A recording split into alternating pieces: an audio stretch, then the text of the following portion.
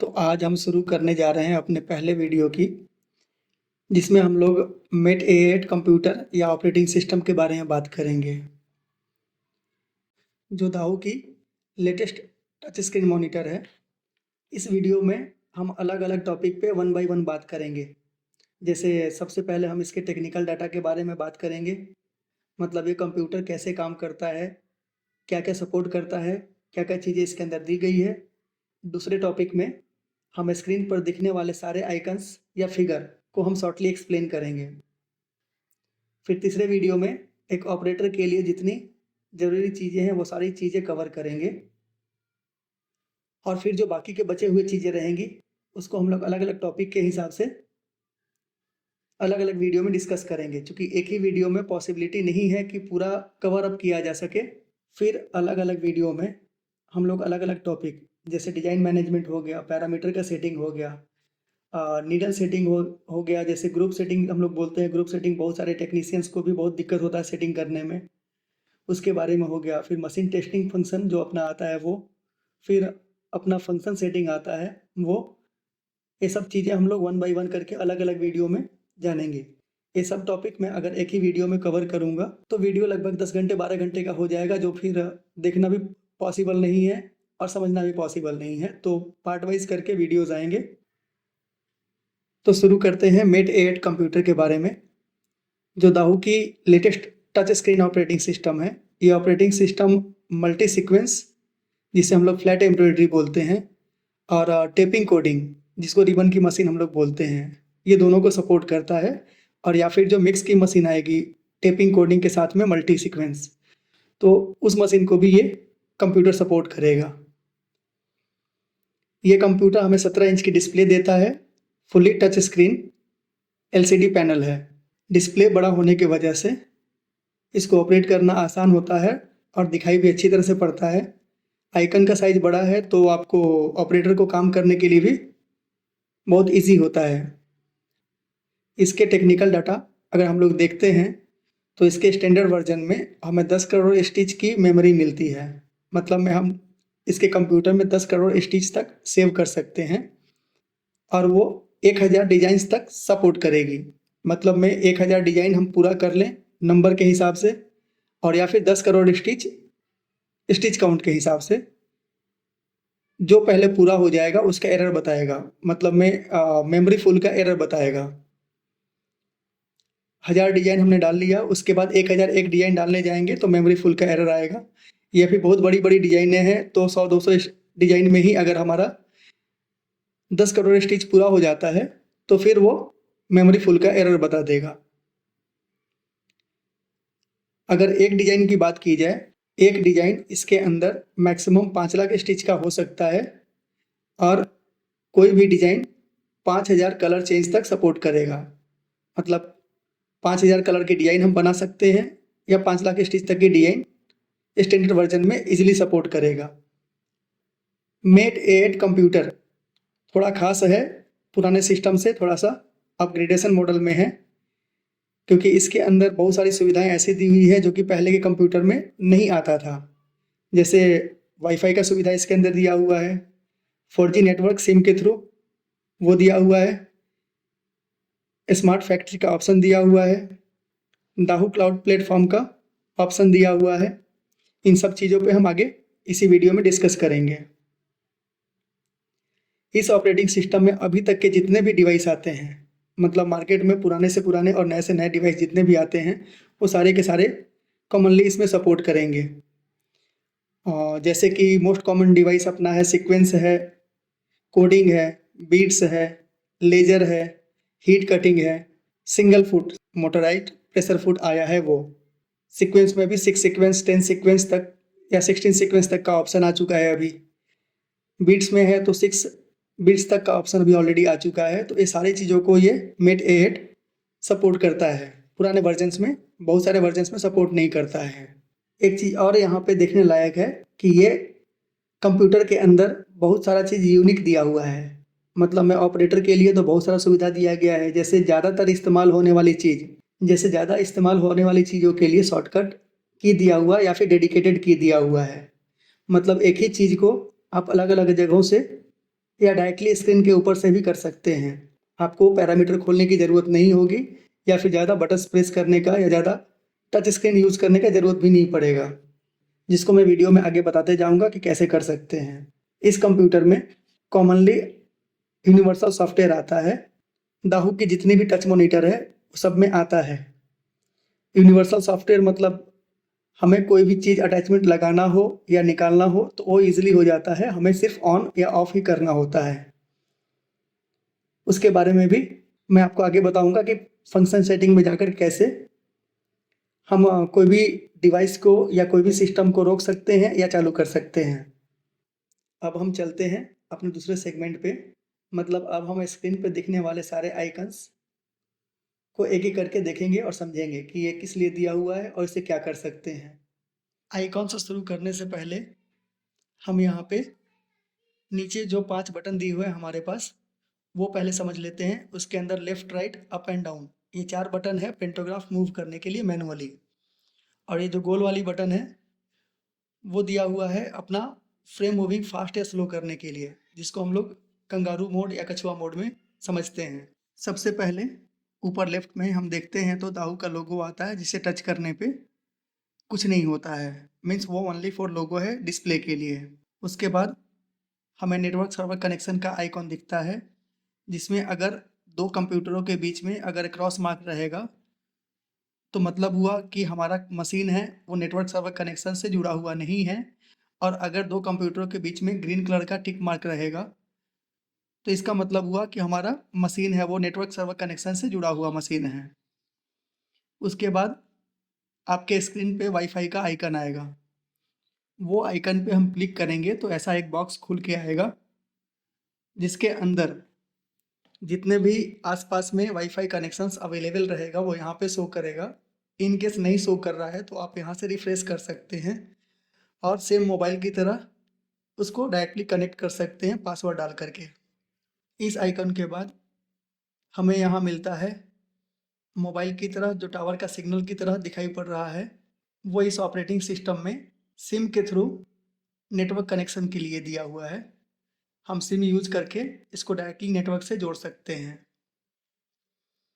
चौथी आइकन है वो दाहू क्लाउड नेटवर्क प्लेटफॉर्म का है, जिससे आप अपने मशीन को कनेक्ट कर सकते हैं। पर यह सुविधा अभी इंडिया में चालू नहीं हुआ है, कुछ गवर्नमेंट रूल्स एंड रेगुलेशन के हिसाब से अभी इसको ड्रॉप किया हुआ है। बट जब ओपन हो जाएगा तो उसका भी अपडेट मैं आप लोगों को दूंगा अपने वीडियो में ही। इन चारों आइकन्स के फंक्शन क्या क्या हैं वो हम लोगों ने अभी देखा है। ये चारों फंक्शन का क्या इस्तेमाल होगा और हम स्मार्ट फैक्ट्री सेटअप में इनका इस्तेमाल कैसे करेंगे, इसका एक डेडिकेटेड वीडियो हम जल्दी ही लेके आएंगे। फिलहाल के लिए इन चारों आइकन्स का इस्तेमाल मशीन चलाने के लिए नहीं है। ये सारे के सारे आइकन्स या फंक्शन आपका स्मार्ट फैक्ट्री सेटअप के लिए दिए गए हैं, इससे मशीन चलने में कोई फ़र्क नहीं होता है। पांचवा आइकन अपना साइक्लिक एम्ब्रॉयडरी का है। ये आइकॉन को क्लिक करने पे हमें साइक्लिक एम्ब्रॉयडरी ऑन या ऑफ कर सकते हैं। ये पैरामीटर में भी दिया हुआ होता है। तो सबसे पहले हम समझते हैं कि साइक्लिक एम्ब्रॉयडरी क्या होता है। कभी कभी ऑपरेटर शिकायत करते हैं कि डिजाइन पूरा खत्म होने के बाद होम सेट पे मशीन आता है और फिर से अपने आप चालू हो जाता है बिना डंडा मारे ही, मतलब बिना स्टार्ट किए हुए ही आपका मशीन होम सेट पे आने के बाद वापस से चालू हो जाता है। अगर ये साइक्लिक एम्ब्रॉयडरी ऑन रहेगा तो ऐसा ही होगा, मशीन डिजाइन खत्म करके फिर से स्टार्ट किए बगैर ही वापस से डिजाइन बनाना शुरू कर देगा। नॉर्मली हम सूरत में इस फंक्शन का इस्तेमाल नहीं करते। सूरत ही नहीं, थ्रू आउट इंडिया जितना तक मैंने अभी तक घुमा है तो कोई भी आदमी या कहीं कोई भी मशीन को मैं साइक्लिक एम्ब्रॉयडरी में चलते हुए नहीं देखा हूँ। तो कृपया इसे बंद ही रखें। गलती से चालू हो गया होगा तो भी इसे कृपया बंद रखें। अगर इस टाइप की कोई प्रॉब्लम आ रही होगी आपको कि मशीन अपने आप चालू हो जाता है होम सेट पे आने के बाद, तो सबसे पहले यहाँ से ही आप इसको ऑफ कर सकते हैं। इसके बाद टेपिंग मोड का ऑप्शन आता है, जो यहाँ से भी सेलेक्ट कर सकते हैं। इसमें अलग अलग मोड मिलते हैं। इसमें जैसे normal mode, zigzag type 4 mode, zigzag type 5 mode. Mostly zigzag 4 mode ही वैलिड है या हम उसका इस्तेमाल करते हैं, और वो भी टेपिंग कोडिंग मशीन के लिए। अगर मल्टी सीक्वेंस की मशीन है तो फिर उसके अंदर इसका कोई इस्तेमाल नहीं है, तो इसको भी छेड़ने का कोई मीनिंग नहीं निकलेगा। इसके बाद ये आइकन यहाँ पे एम्ब्रॉयडरी स्टेटस का है, मतलब में ये लॉक स्टिच चला रहा है कि स्पेशल एम्ब्रॉयडरी चला रहा है या सीक्वेंस चला रहा है, उसका ये अलग अलग आइकॉन्स के माध्यम से आपको ये बताएगा। ये ओनली फॉर डिस्प्ले है, इसको आप चेंज नहीं कर सकते हैं। इसके बाद यहाँ पे ज़्यादा यूज़ होने वाला फंक्शन आता है डिजाइन ऑफसेट लगाने के लिए डेडिकेटेड बटन, जो मैं पहले भी बोला था कि ही काम को करने के लिए अलग अलग जगह से अलग अलग आइकन्स दिए हुए हैं, अलग अलग फंक्शन दिए हुए हैं। तो यहाँ पे आप देख सकते हैं कि डिजाइन ऑफसेट लगाने के लिए हमें एक डेडिकेटेड बटन यहाँ दिया हुआ है। सबसे पहले होम सेट मारना है, होम सेट मार के डायरेक्टली इस बटन को दबाएंगे या टच करेंगे तो ऐसा बॉक्स खुल के आएगा।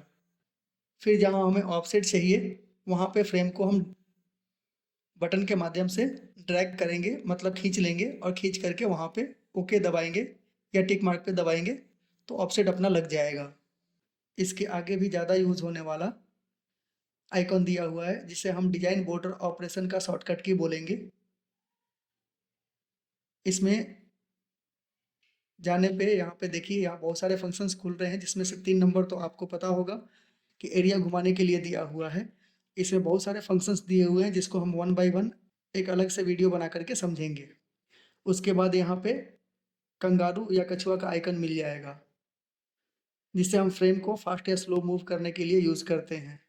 तो ये एज ए डिस्प्ले, मतलब आपका फ्रेम फास्ट मूविंग में है या स्लो मूविंग में है वो देखने के लिए भी है, और इसको टच करने पे ये अपने आप में चेंज हो जाएगा कंगारू या कछुआ में। तो आप फास्ट या स्लो यहाँ से भी कर सकते हैं या फिर नीचे जो गोल वाली बटन दिया हुआ है उससे भी कर सकते हैं। लास्ट आइकॉन है आपका हैंडेड का, जिसे देखकर हमें मशीन की स्टेटस पता चलती है। मतलब में मशीन अगर 100 डिग्री पे खड़ी है तो ये 100 डिग्री वहाँ बताएगा, अदरवाइज ये कटा हुआ रहेगा। और जब मशीन रनिंग रहेगी तो 100 के साइड साइड में ये राउंड पूरा घूमते रहेगा। तो मशीन की स्टेटस क्या है वो हमें यहाँ से मालूम पड़ता है। अब अगर इस बटन को हम टच करते हैं या फिर नीचे जो 100 की दिया हुआ है यहाँ पे, इन दोनों में से किसी एक को, वहाँ से भी या यहाँ से भी, दोनों में से किसी एक को अगर टच करते हैं तो हमें ये 4 ऑप्शन यहाँ पे खुल के मिलता है। जैसे गो टू 100, ये सेम है अपने पॉइंट सेट का, मतलब पॉइंट सेट मारना है तो ऊपर या नीचे दोनों बटन में से कोई सा भी बटन हम टच करेंगे और पहले वाले ऑप्शन गो टू 100 में जा करके और एंटर मारेंगे तो पॉइंट लग जाएगा। दूसरा अपना है नीडल डाउन का। ये नीडल डाउन का मतलब 180 डिग्री के लगभग खड़ा होता है मशीन, नीडल पूरा अंदर कपड़े के अंदर घुस करके। हम अक्सर सीक्वेंस और बीड्स का पॉइंट बनाने के टाइम पे इसका इस्तेमाल जनरली करते हैं। तीसरा एक नया फंक्शन यहाँ दिया हुआ है, क्लैंप फुट डाउन। ये एक नया ऑप्शन हमें मिला है। ये मेट A8 में जो एक साथ सारे नीडल को प्लेट के लेवल में गिराता है, ना ही ऊपर ना ही कपड़े के अंदर। मतलब में जो हम हाथ से नीडल गिराते हैं 100 डिग्री पे, उस टाइप का कुछ। इसका एक पैरामीटर भी है जो हम पैरामीटर वाले वीडियो में डिस्कस करेंगे कि इसका इस्तेमाल कैसे करना है, कितने डिग्री पे हमें रोकना है। मतलब में अगर सारे के सारे 23, अगर जितने हेड की मशीन है वो सारे के सारे नीडल, जो रनिंग नीडल है उसको हमें कपड़े के लेवल में गिराना हो तो हाथ से गिराने की ज़रूरत नहीं है। आप क्लैंप फुट डाउन मतलब कपड़े के लेवल में आप प्रेशर फुट को गिरा सकते हैं। चौथा और पाँचवा ऑप्शन है सीक्वेंस स्टार और इंडिका। अगर मेरा जो करंट नीडल पोजीशन है वो सीक्वेंस के नीडल पे है, मतलब मैं या फिर फर्स्ट नीडल या फिर लास्ट नीडल पे है जहाँ मेरी सीक्वेंस लगी हुई है, तो उसमें चौथे नंबर का यूज़ करके आप सीक्वेंस का डिवाइस एक साथ पूरे के पूरे गिरा सकते हैं और पाँचवें नंबर का इस्तेमाल करके सीक्वेंस का डिवाइस पूरा का पूरा ऊपर ले सकते हैं। इस आइकॉन के बाद यहाँ कंपनी का लोगो आता है, जो किसी कंप्यूटर में मिलेगा, किसी कंप्यूटर में नहीं मिलेगा। मतलब अगर वो चाइना फैक्ट्री या फिर यहाँ का एजेंट जो भी सेलर हैं, अगर वो अपनी कंपनी का लोगो अपडेट करते हैं तो यहाँ पे शो करेगा, अदरवाइज नहीं करेगा। लास्ट में आता है सिस्टम का डेट एंड टाइम सेटिंग आता है, जो आप यहाँ पे टच करके आप डेट एंड टाइम सेटिंग कर सकते हैं और या फिर अंदर पैरामीटर में से भी कर सकते हैं, फंक्शन में से भी कर सकते हैं। अब हम इसी के जस्ट नीचे चलते हैं तो आप यहाँ देख सकते हैं नेम लिख करके वहाँ पे 2_120 ऑल ओवर .dst लिखा हुआ है। मतलब में 2 नंबर की डिज़ाइन लोड है और उसका नाम है 120 ऑल ओवर, और जो DST है वो फॉर्मेट बता रहा है। मतलब में डिज़ाइन का नंबर, डिज़ाइन का नाम और फॉर्मेट, ये तीनों चीज़ें हमें यहाँ से देखने के लिए मिल जाएगा। उसी के जस्ट नीचे आप देख सकते हैं कि जो डिज़ाइन रनिंग है या फिर जो लोड किया हुआ डिज़ाइन है, उसका एक प्रीव्यू यहाँ पे दिखा रहा है छोटा सा। डिज़ाइन का लॉक लगा हुआ हो या नहीं लगा हुआ हो, जो डिज़ाइन हमारी लोड रहेगी चलने के लिए, वो यहाँ पे प्रीव्यू में छोटा सा बताते रहेगा हमेशा। अब आते हैं उसके और थोड़ा सा नीचे, तो यहाँ पे देखिए x+, x- और y+, y-, ये हमारा एरिया बताता है। मतलब में डिज़ाइन का एरिया क्या है, वो होम सेट। होम सेट का मतलब होता है जो कोऑर्डिनेट्स 0 0 होता है वो होम सेट होता है हमारा। तो x+ डायरेक्शन में डिज़ाइन नहीं जाएगा, क्योंकि वहाँ पे 0 0 पे ख़त्म होता है। मतलब इस डायरेक्शन में हमारा डिज़ाइन नहीं जाएगा, सिर्फ x- में 408.4 जाएगा। वैसे ही y- में हमारा डिज़ाइन नहीं जाएगा, मतलब नीचे के साइड में मेरा डिज़ाइन नहीं जाएगा, ऊपर के साइड में 1100.1 हमारा डिज़ाइन जाने वाला है बन के। तो यहाँ से इजीली आप समझ सकते हैं कि मेरा डिज़ाइन का होम सेट कहाँ सेट होने वाला है। उसी के जस्ट राइट साइड में डिज़ाइन का पूरा डिस्प्लेसमेंट x में और पूरा डिस्प्लेसमेंट y में दिया हुआ है। अब यहाँ पे बहुत ध्यान देने वाली चीज़ है कि डिज़ाइन का मेरा एरिया x में 408.4 408.4 ये दोनों दिया हुआ है ऊपर नीचे में, लेकिन y में दोनों अलग अलग है। y में नीचे 1100.1 दिया हुआ है और ऊपर में दिया हुआ है 1067.1। अब ये कम क्यों हुआ? कम इसलिए हुआ कि यहाँ पे हमने एरिया कम किया हुआ है, जो डायरेक्टली डिस्प्ले पे हमें हमेशा बताते रहता है। जैसे एरिया यहाँ पे आप देख सकते हैं x और y का कम किया हुआ 97 पे चल रहा है डिज़ाइन, तो इसके लिए यहाँ पे 97 का कितना होगा। अब ये चीज़ पुराने वर्जन कंप्यूटर्स में हमें अंदर से देखना पड़ता था हर बार, और बड़ी डिज़ाइन होने पे लंबा टाइम लेता था प्रोसेस होने में, पर यहाँ पे ऑलरेडी ऑन स्क्रीन आपको हमेशा दिखाते रहेगा। तो ये एक बेनिफिट है ऑपरेटर्स के लिए कि वो इजीली यहाँ से देख सकते हैं कि मेरा एरिया कहाँ पे या कितना ऊपर या नीचे जा रहा है। यहाँ पे ये नीचे देख सकते हैं x/y, जो कि 0 0 बता रहा है। मशीन मेरी होम सेट पे खड़ी है। अब जब डिज़ाइन चलेगा और या फिर हम पेंटोग्राफ को मूव करेंगे, तो ये कोऑर्डिनेट्स ऑटोमेटिकली चेंज होते हैं कि पेंटोग्राफ का पोजीशन आपका कहाँ है वो बताने के लिए। हमें कभी-कभी ज़रूरत होती है कि हम x और y को 0 0 करें, शायद पॉइंट मिलाने के लिए, कभी मापने के लिए कोई चीज़, और या फिर कभी पॉइंट मिलाने के लिए।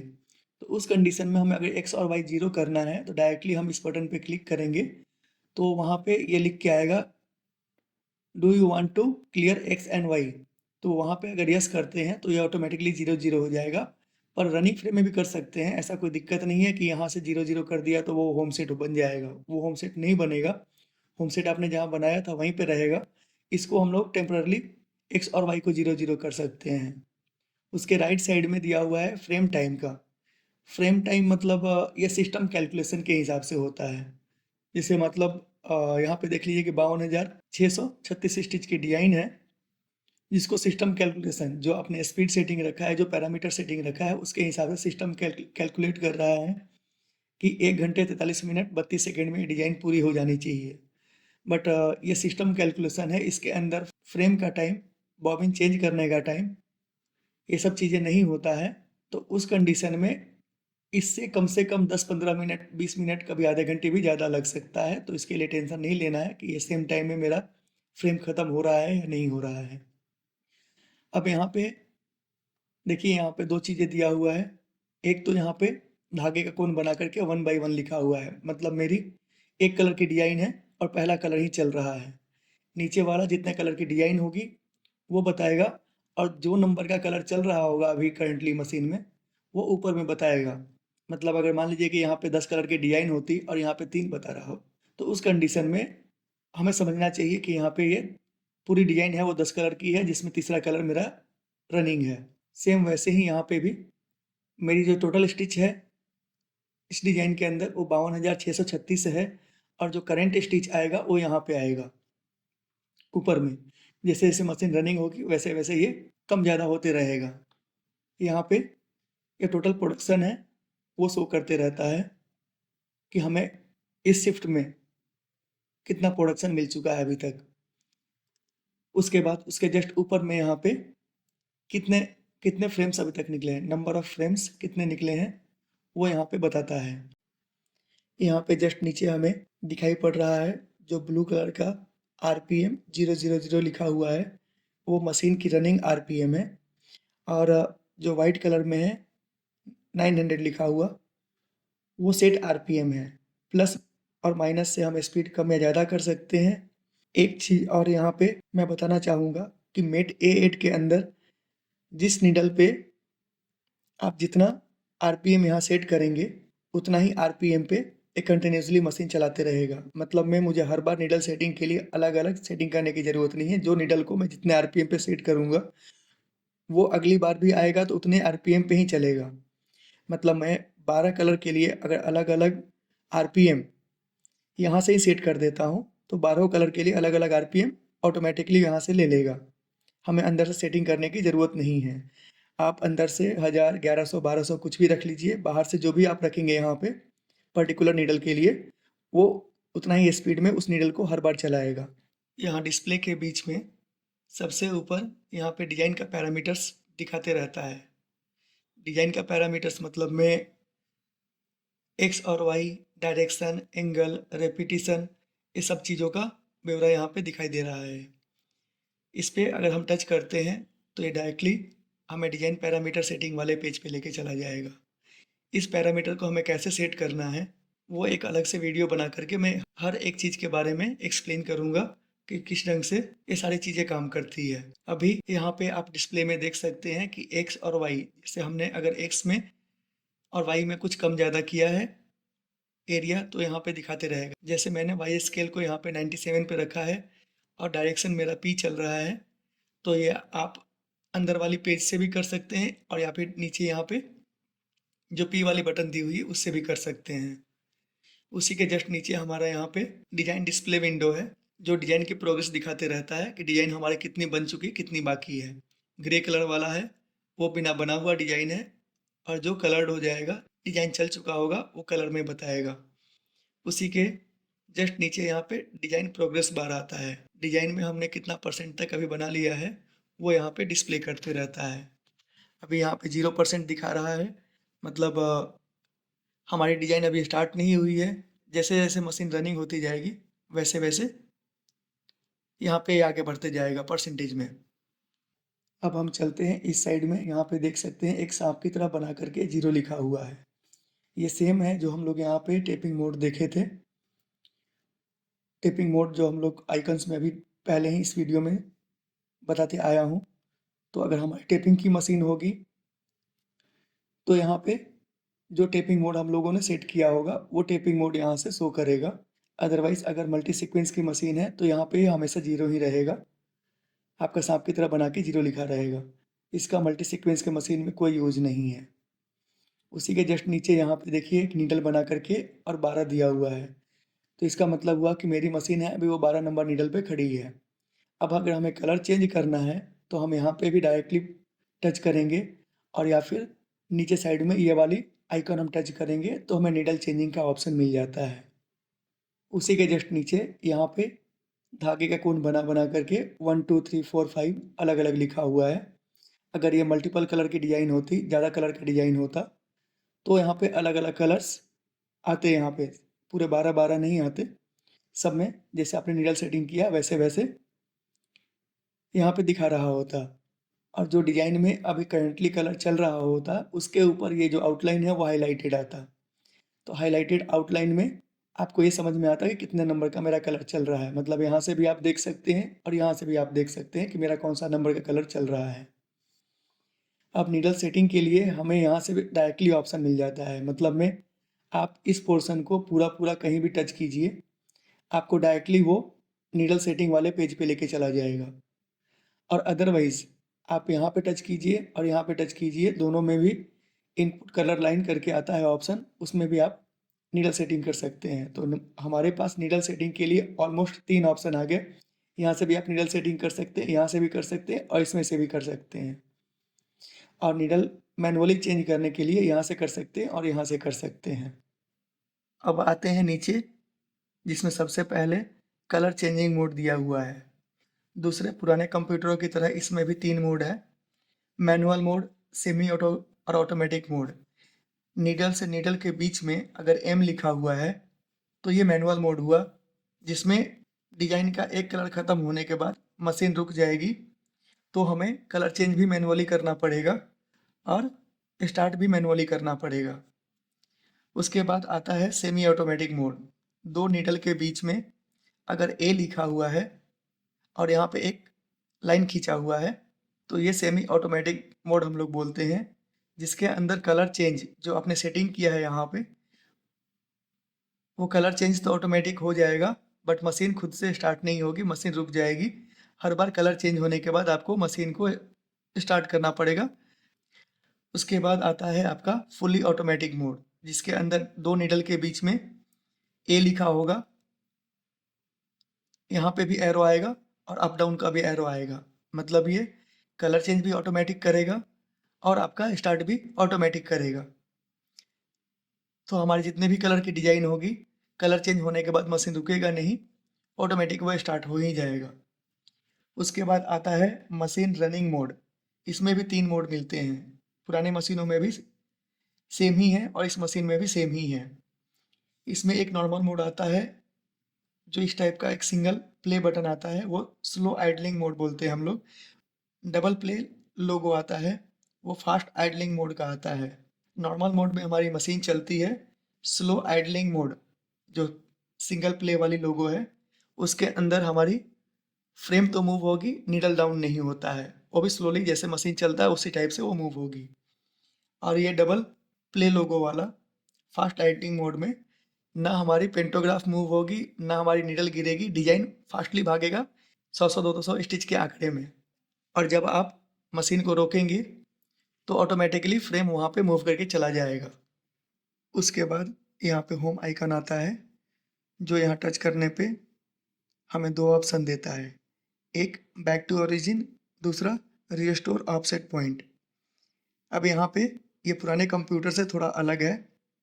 यहाँ पे पुराने कंप्यूटर में हम लोग जनरली पहले होम सेट बनाते थे, होम सेट बनाने के बाद ऑफसेट लगाते थे, और जब हम होम सेट मारते थे तो ये ऑफसेट पॉइंट पे ही चला जाता था मशीन।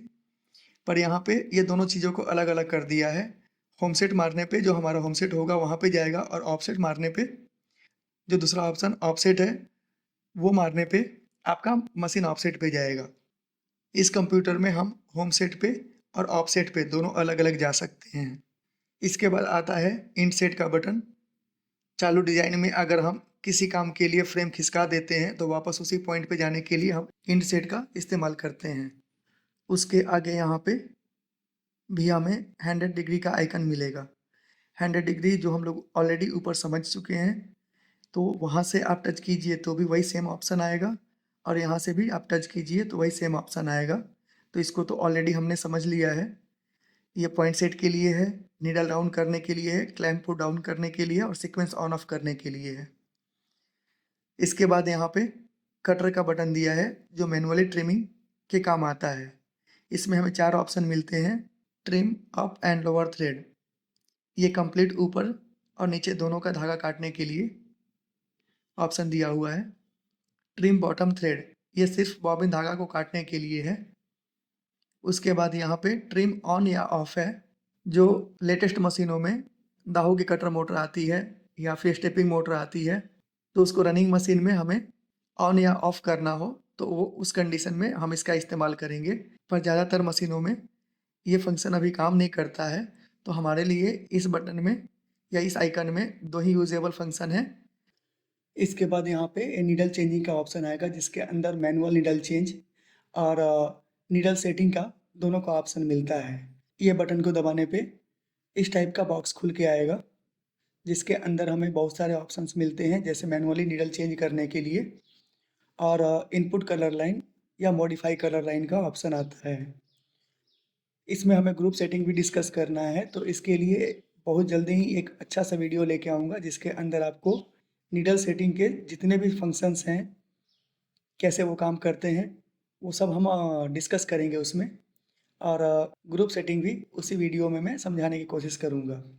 सो अभी के लिए इसको हम लोग डिस्कस नहीं करते हैं, इसके लिए वीडियो का इंतज़ार करते हैं। उसके आगे हमारा पी का एक बटन मिलता है जो डायरेक्शन का बटन है। इसके अंदर टोटल 8 डायरेक्शन होता है जो हमें डिज़ाइन पैरामीटर सेटिंग में भी सेट करने का ऑप्शन मिलता है। जब हम डिज़ाइन पैरामीटर सेटिंग का वीडियो बनाएंगे तो उसके अंदर ये 8 डायरेक्शन का इस्तेमाल हमें कब और कैसे करना है और उसका कपड़े पे क्या रिजल्ट होगा वो हर एक चीज़ अपने एक्सप्लेन कर लेंगे। ये पी वाली बटन जब डिज़ाइन की लॉक खुली रहेगी तभी काम करेगा, लॉक लगे हुए में ये काम नहीं करता है। उसके बाद हमारा डिज़ाइन मैनेजमेंट का आइकन आएगा, इसके ऊपर क्लिक करने पे इस टाइप से पूरा डिज़ाइन का विंडो खुल के आएगा। इसके अंदर बहुत सारी चीज़ें हैं जो कि बताने लायक है और समझाने लायक है, तो इसको भी एक बार के लिए हम लोग पेंडिंग रखते हैं अलग वीडियो में पूरा एक्सप्लेन करने के लिए। उसके बाद हमारा आता है पंजा का बटन या फिंगर का बटन। इसको हमें टच करने पे ये सारे ऑप्शंस अगर हम एक्सप्लोर करने जाएं तो वीडियो बहुत लेंदी होगा, तो इसको भी एक बार के लिए नेक्स्ट वीडियो में हम इंक्लूड करेंगे। जब हम पैरामीटर सेटिंग और मशीन टेस्ट फंक्शन को डिस्कस करेंगे तब इसके बारे में पूरा डिटेल में बात करेंगे। उसके आगे आता है हमारा मैनुअल ऑपरेशन का बटन आता है। इसके अंदर भी बहुत सारे ऑप्शंस दिए हुए हैं, इसको भी हम लोग एक अलग वीडियो में ही डिस्कस करेंगे तो ज़्यादा बेहतर होगा। तो फिलहाल के लिए मैं इसको भी पेंडिंग रख रहा हूँ। उसके आगे आता है अपना लॉक लगाने का या लॉक खोलने का बटन, जिसे हम लोग एम्ब्रॉयडरी रिलीज या फिर एम्ब्रॉयडरी कन्फर्म का बटन बोलते हैं। जब ये ब्लू कलर में बिना कटा हुआ रहेगा तो ये एम्ब्रॉयडरी कन्फर्म स्टेट है, मतलब मेरा लॉक लगा हुआ है। और अगर ये कटा हुआ रहेगा तो हमारा एम्ब्रॉयडरी रिलीज हो जाएगा, मतलब लॉक खुला हुआ हम लोग बोलते हैं यहाँ पे सूरत में लोकली। इसके अलावा इस बटन का कोई इस्तेमाल नहीं है, ओनली लॉक लगाने के लिए या लॉक खोलने के लिए ही इसका इस्तेमाल होता है। सबसे लास्ट में यहाँ पे आप देख सकते हैं कि एक एरो बना करके P1 दिया हुआ है, मतलब अगर हम इस पर क्लिक करते हैं तो हमारी जो लाइन है वो शिफ्ट होकर के पेज 2 पे चला जाएगा। पेज 2 पे जाएंगे तो सबसे राइट साइड से सबसे पहला बटन है वो एरो बना के P2 दिया हुआ है, तो पेज 1 पे जाने के लिए हम ये बटन दबाएंगे और वहीं से पेज 2 पे जाने के लिए हम पहले वाला बटन दबाएंगे। सबसे पहला जो हमें आइकन मिलता है नीडल प्लस माइनस, ये बहुत ही इम्पोर्टेंट है और बहुत सारे ऑपरेटर इसका अभी तक इस्तेमाल नहीं करते हैं, पर मैं उनको बताना चाहूँगा कि इसको इस्तेमाल करना आप सीख लो या समझ लो तो आपका काम में बहुत ज़्यादा सहूलियत रहेगा।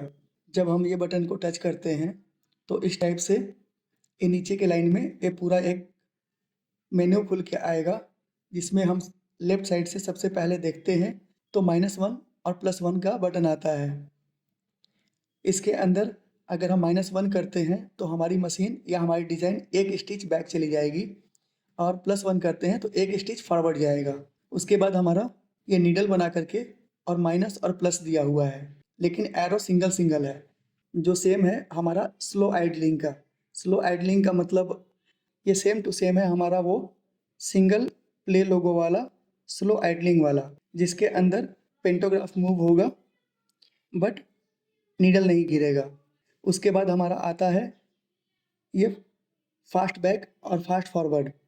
फास्ट बैक और फास्ट फॉरवर्ड वो डबल लोगो वाला हम लोग जो डिस्कस किए थे पहले कि बहुत तेज़ी में डिजाइन आगे जाएगा या पीछे आएगा, उसके लिए है। उसके बाद यहाँ पे माइनस प्लस और यहाँ पे कलर दिया हुआ है, मतलब एक कलर हम पूरा पूरा बैक ले सकते हैं या फिर एक कलर हम पूरा पूरा फॉरवर्ड ले सकते हैं। सबसे लास्ट में हमारा आता है स्टिच डाल करके और फॉरवर्ड या बैकवर्ड करने के लिए। तो इस फंक्शन का इस्तेमाल बहुत लोग नहीं करते हैं अभी, लेकिन इसका इस्तेमाल करना है क्योंकि इसके अंदर जो डिज़ाइन है वो बहुत तेज़ी से भागता है। मीन्स प्रोसेस का टाइम न के बराबर है, मिली सेकेंड्स में ही प्रोसेस कर लेता है डिज़ाइन। इससे पहले डिस्कस किए हुए सारे बटन्स का इस्तेमाल करके आप पुरानी मशीनों की तरह भी फॉरवर्ड और बैकवर्ड ले सकते हैं, पर ये वाले फंक्शन का इस्तेमाल करके आप न के बराबर टाइम में चाहे तो लाखों स्टिच या 2 लाख या जितना भी स्टिच से कोई मीनिंग नहीं है, पर प्रोसेस करने के लिए इसको मिली सेकेंड्स में ही टाइम चाहिए होता है। मान लीजिए कि 1 लाख स्टिच की डिज़ाइन है और हमने 80,000 स्टिच पे होम सेट मार लिया है, तो 80,000 स्टिच भगाने के लिए हमें बहुत टाइम चाहिए होगा, चाहे हम पहले वाले किसी भी फंक्शन का इस्तेमाल करें तो। पर यहाँ अगर हम 80,000 स्टिच डाल करके और खाली प्लस का बटन दबाएंगे तो 80,000 स्टिच वो मिली सेकेंड काउंट में प्रोसेस करके और वहाँ तक मशीन पहुँच जाएगा। तो इसका इस्तेमाल हमें करना है जिससे हमारा टाइम बहुत ज़्यादा सेव हो सकता हो।